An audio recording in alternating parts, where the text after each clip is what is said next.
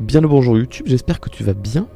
Aujourd'hui, je vais te raconter l'histoire de Logging Jack. Je ne sais pas si tu la connais, c'est une creepypasta extrêmement populaire. Elle fait partie du top 10 des creepypastas les plus connues. C'est une vieille creepypasta sur le site où je suis. Elle a été publiée, regarde, tu peux le voir ici, le samedi 3 août 2013. Alors, ça nous rajeunit pas tout ça, je te le dis. Hop, on va se la lire ensemble. Comme on avait fait l'année dernière en lisant l'histoire de Ben Drowned, c'était pas mal. Ce soir on va refaire pareil, on va lire celle-ci, puis on va en lire une autre qui s'appelle Jeff the Killer, mais qui sera dans une autre diffusion. Et ensuite, il y aura d'autres trucs prévus en stream. Je t'en dis pas plus, fallait être là pour le live. YouTube, je te souhaite une bonne rediffusion. Et tu peux noter mon cosplay sur 20 dans les commentaires, évidemment. On est parti. Alors, Logging Jack. Le chat, on ne spoil pas. Attention, je vous vois venir. On ne spoil pas, je vous préviens. Le son, tout va bien? Tout est bon pour vous? Farod, logging, ça se dit laughing. Tout à fait, je vois le... Je la vois. La lettre F, laughing. Laughing Jack. Allez, je vais le dire comme ça. Laughing Jack. Bienvenue pour l'histoire de Laughing Jack. C'était un beau jour d'été. Mon fils de 5 ans, James, jouait dehors, derrière notre maison de banlieue. James a toujours été un garçon très calme. Il n'a jamais eu beaucoup d'amis, mais il avait une grande imagination. J'étais dans la cuisine, en train de nourrir notre chien Fido, quand j'ai cru entendre James parler à quelqu'un derrière la maison. Je ne savais pas à qui il pouvait parler. S'était-il finalement fait un ami ?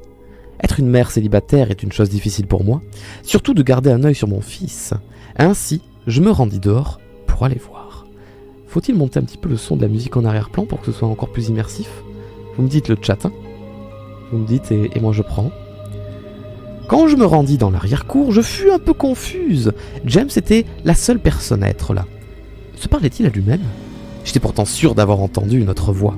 « James, il est temps de rentrer !» ai-je crié. Donc le chat dit « Non, c'est trop fort !» Ok, alors on va baisser un petit peu. Voilà, ça devrait être un peu mieux comme ça. Voilà, nouveau test de son. Est-ce que c'est mieux comme ça ou il faut-il que je baisse encore un petit peu?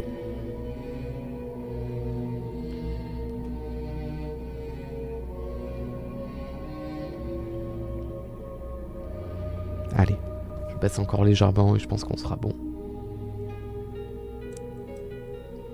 Voilà. Donc j'ai appelé James. Il rentra immédiatement à l'intérieur et s'assit à la table de la cuisine. Il était environ midi, quand je me décidai à lui faire un sandwich à la dinde. C'est très bon, les sandwichs à la dinde. Je préfère même ça que les sandwichs au jambon. James, à qui tu parlais tout à l'heure? Je lui demandai. James leva les yeux pendant un moment, puis il me dit en souriant, je jouais avec mon nouvel ami. Je lui servis un peu de lait, avec un sandwich à la dinde. Non, ça même moi je le fais pas. Et je continue à le questionner, comme toute bonne mère. Ton nouvel ami a-t-il un nom? Pourquoi ne lui as-tu pas demandé de manger avec nous? James me regarda un moment avant de répondre. Son nom, c'est Jack qui rit. Alors, est-ce qu'on garde la traduction française ou pas? Parce que Jack qui rit, ça fait vache qui rit, moi ça me sort directement de la creepypasta pour le coup. On va plutôt dire, son nom c'est Jack Rieur. Tu vois, Jack Rieur. C'est quand même mieux que Jack qui rit.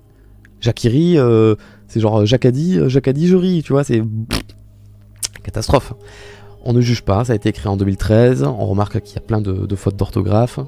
On ne juge pas, d'accord? Après, je peux l'appeler Vache qui rit si vous voulez.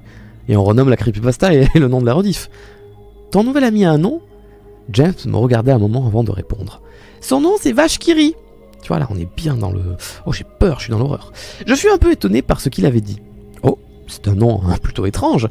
Et à quoi est-ce qu'il ressemble, ton ami? Lui ai-je demandé un petit peu confuse. C'est un clown, et il a les cheveux longs, un grand tourbillon et un nez pointu. Il a de longs bras, un pantalon bouffon avec des chaussettes rayées, mais surtout, il sourit toujours. J'ai réalisé que mon fils parlait d'un ami imaginaire. Je suppose que c'est normal que les enfants de son âge aient des amis imaginaires, surtout quand ils n'ont pas d'amis. C'est probablement juste une phase. Le reste de la journée se passa comme d'habitude, et il commençait à se faire tard, quand je me décidai enfin à mettre James au lit. Je le posai, lui donnai un baiser et allumai sa veilleuse avant de fermer la porte. J'étais assez fatigué pour ma part et je me décidai à aller au lit quand, peu de temps après, je fis un horrible cauchemar. Il faisait sombre. J'étais dans une sorte de parc d'attractions délabré. J'avais peur, je courais à travers un champ infini de tentes vides, manèges cassés et arcades abandonnées. L'endroit était horrible à regarder. Tout était noir et blanc, des animaux en peluche tous suspendus à des nœuds dans des huttes de jeu, tous avec des sourires malades cousus sur leurs visages. C'est comme si l'ensemble du parc me regardait, même s'il n'y avait rien d'autre de vivant en vue. Puis, soudain, j'ai commencé à entendre jouer de la musique. Les sons de Pop Goes de Whistle qui se jouait sur un Squeezy Box. J'ai prononcé le EI, à travers le parc. C'était hypnotisant. J'ai suivi le son jusqu'à la tente de cirque, presque en transe, incapable d'arrêter mes jambes. Il faisait nuit noire. La seule lumière provenait d'un unique spot lumineux sur le centre du chapiteau. Alors, je marchais vers la lumière, la musique ralentit, je me suis retrouvé à chanter, incapable de m'arrêter. Oh putain de merde. Je vais imiter la mère de famille qui chante. All around the cobbler bench, the monkey chassed the whistle, the monkey sug his was all in fun. La musique s'arrêta juste à son apogée. Et soudain, les lumières s'allumèrent. L'intensité des lumières était presque aveuglante. Tout ce que je pouvais voir, c'était une petite silhouette sombre en face de moi. Puis une autre est apparue, et une autre, puis une autre, et il y avait des dizaines d'entre eux, et tous marchaient vers moi. Je ne pouvais bouger, mes jambes étaient gelées, tout ce que je pouvais faire était de regarder les obsédantes silhouettes qui s'approchaient. Comme elles se rapprochaient, je pus voir que c'étaient des enfants. J'ai remarqué qu'ils étaient tous horriblement défigurés et mutilés. Certains avaient des coupures sur tout le corps, d'autres étaient gravement brûlés, et d'autres n'avaient plus de membres, même plus de yeux. Les enfants m'ont entouré, griffant ma chair, me traînant sur le sol, me déchirant de l'intérieur. Comme les enfants me griffaient, je m'évanouis sous leur rire horrible, diabolique et monstrueux. Ça vous a plu le petit karaoké là que je vous ai fait ? Je me suis réveillé le lendemain matin dans une sueur froide.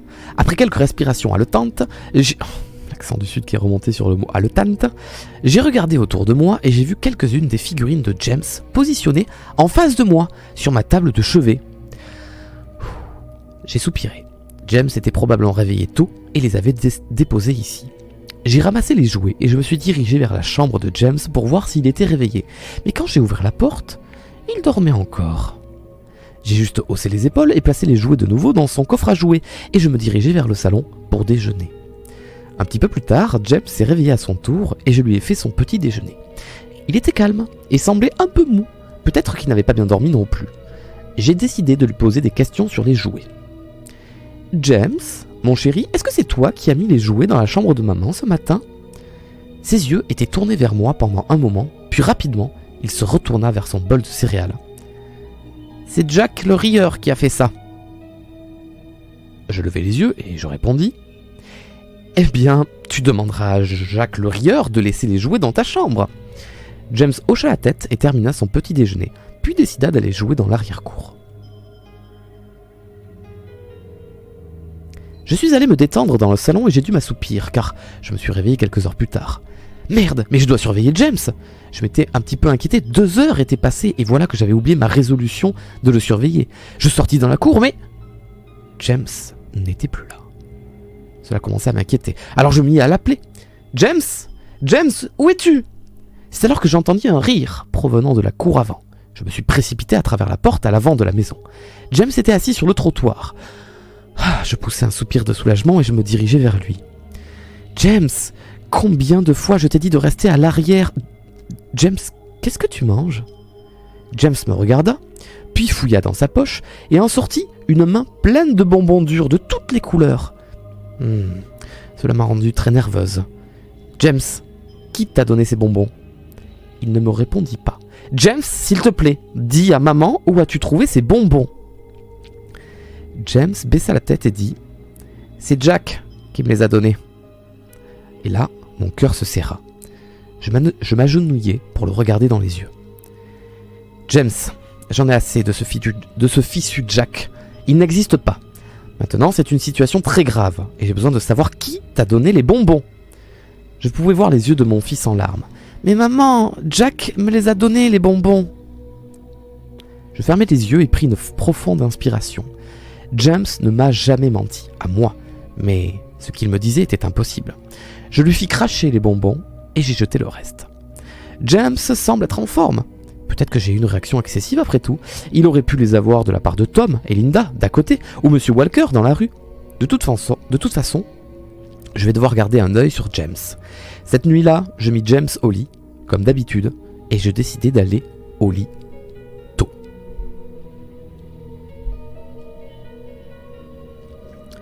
Soudain, j'étais réveillé par un grand bruit venant de la cuisine. Je sautai du lit et me précipitai dans les escaliers paniqué. Quand je suis arrivé dans la cuisine, je fus horrifié.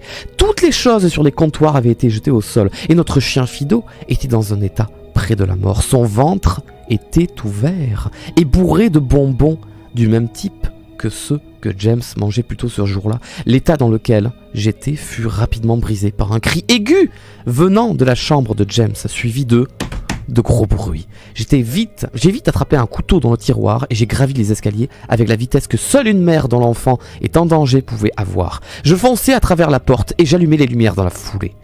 Toute la chambre avait été renversée et jetée sur le sol. Mon pauvre fils, dans son lit, pleurait et tremblait de peur. Une piscine d'urine étalée sur les draps. Je pris mon enfant et courus hors de la maison. Puis, j'allai du côté de la maison de Tom et Linda. Heureusement, ils étaient encore éveillés. Ils me permirent d'utiliser leur téléphone et d'appeler la police. Il n'a pas fallu longtemps pour qu'ils arrivent et pour que je leur explique ce qu'il s'était passé. Mais, à ma grande surprise, ils me regardèrent comme si j'étais folle. Ils fouillèrent la maison, mais tout ce qu'ils trouvèrent fut notre chien mort et nos 2 chambres saccagées. L'officier m'avait dit que quelqu'un était probablement entré dans ma maison et avait fait ça avant de fuir quand ils m'ont entendu monter les escaliers. Je savais que ce n'était pas vrai. Toutes les portes étaient verrouillées et aucune des fenêtres n'était ouverte. Le lendemain, James est resté à l'intérieur. Je ne voulais pas qu'il sorte de ma vue. Je suis allé dans le garage et j'ai trouvé son vieux moniteur pour bébé. Je lui confiai, lui demandai de crier si quelque chose arrivait dans sa chambre ce soir. Moi, je suis mère de famille, il se passe ça, je dors pas chez moi, je vais à l'hôtel, et puis sinon je dors dans la même chambre que mon fils, mais bref. Enfin, j'allais être en mesure de l'entendre. Je suis allé dans la cuisine et j'ai attrapé le plus gros couteau dans le tiroir pour le mettre sur ma table de nuit. Ami imaginaire ou pas, je n'allais pas laisser quoi que ce soit faire du mal à mon petit garçon. Le soir est venu assez rapidement. Je mis James au lit et il avait peur, mais je lui ai promis que je n'allais pas laisser quelque chose lui arriver. Je lui donnai un baiser, j'ai allumé sa veilleuse et avant de fermer la porte, je lui ai dit tout bas: Bonne nuit, James. Je t'aime. J'ai essayé de rester éveillé aussi longtemps que je le pouvais, mais après quelques heures, je me suis senti à la dérive.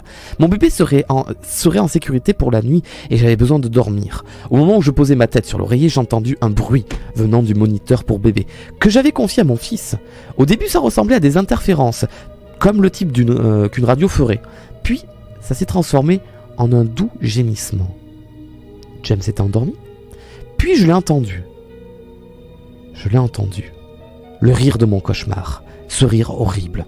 J'ai jailli du lit et attrapé le couteau sous mon oreiller. Je me suis précipité dans la chambre de James, laissant la porte ouverte. J'ai essayé d'allumer l'interrupteur de la lumière, mais il ne fonctionnait plus. Je fis un pas à l'intérieur et je pus sentir un liquide épais et chaud sur mes pieds. Soudain, la veilleuse de James s'alluma et je pus voir l'horreur absolue en face de moi.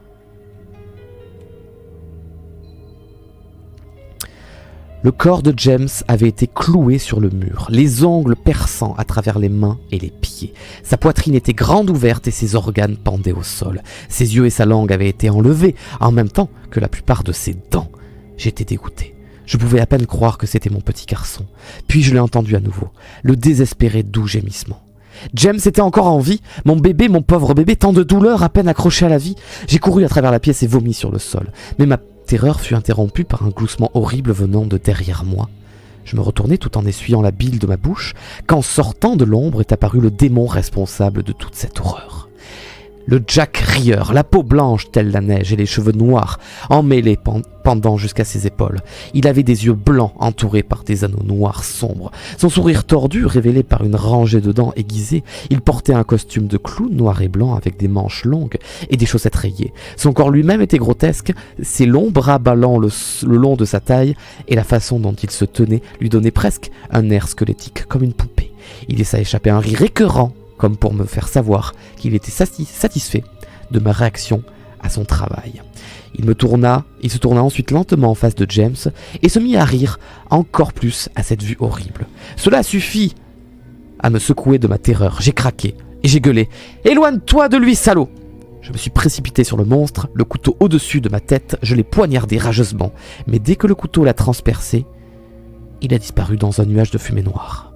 Le couteau était passé à travers le nuage à peine apparu, transperçant le cœur encore battant de James, éclaboussant de sang chaud sur mon visage. Qu'est-ce que j'ai fait ? Quoi ? Mon bébé ? J'ai tué mon bébé ? Je suis immédiatement tombé sur mes genoux, et je pouvais entendre les sirènes au loin de plus en plus fort. Mon fils ? Mon doux bébé ? J'avais promis de te protéger, mais je n'ai pas réussi. Je suis désolé, James, je suis tellement désolé. La police me trouva en face de mon fils, toujours brandissant le couteau couvert de sang de mon bébé. Le procès a été bref, la folie. J'étais placé dans le Phyropoulos, maison de fous, où j'ai été pour les 2 derniers mois. Ce n'est pas si mal ici. La seule raison pour laquelle je suis éveillé maintenant, c'est parce que quelqu'un joue Pop Goes the Whistle sous ma fenêtre. Je vais en parler au préposé à ce sujet plus tard dans la matinée.